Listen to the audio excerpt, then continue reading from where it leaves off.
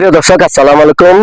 দর্শক, আমি এখন দাঁড়িয়ে আছি বড়ুয়া উপজেলার আগানগর ইউনিয়নে, যেটাকে আমাদের বড়ুয়া উপজেলার সবজির ভান্ডার বলা হয়। কুমিল্লা ডিস্ট্রিক্টের ভিতরে সবচেয়ে যে সবজিগুলি উৎপাদন হয়, যে সবজিগুলি দেশের গণ্ডি ছেড়েও বিদেশেও রপ্তানি করা হয়, সেই সবজিগুলি এই বড়ুয়া উপজেলা থেকে হয়।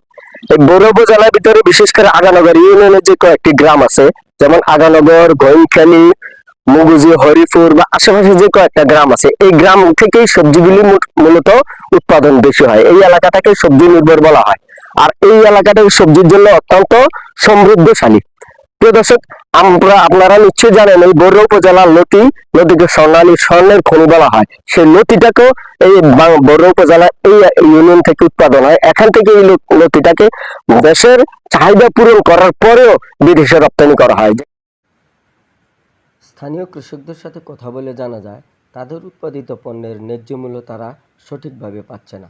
সবচেয়ে বেশি ক্ষতির কারণ হলো রোগবালাই মুক্ত করতে তারা স্থানীয় কৃষি ঔষধ দোকানদারের সহযোগিতা নিতে হয়।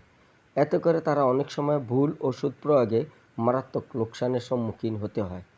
তাছাড়া বিভিন্ন সময় বন্যার কারণও তারা ব্যাপক লোকসানের সম্মুখীন হতে হয়।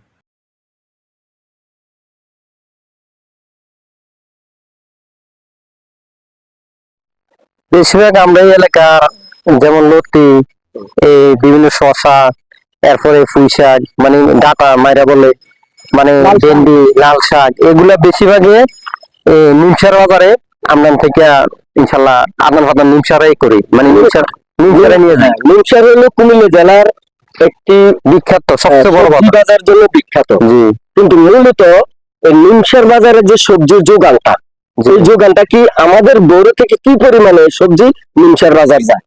আমাদের এখান থেকে প্রচুর পরিমাণ, যেমন কচুরলতি, আমরা এই এলাকার মধ্যে লতি দিয়ে বেশিরভাগ এই কচুরলতি, শশা, বিভিন্ন কাঁচামাল জগতে এই আইটেম গুলো আমরা বেশিরভাগ নিমসারে, আমরা এখান থেকে নিমসারে চলে যাই।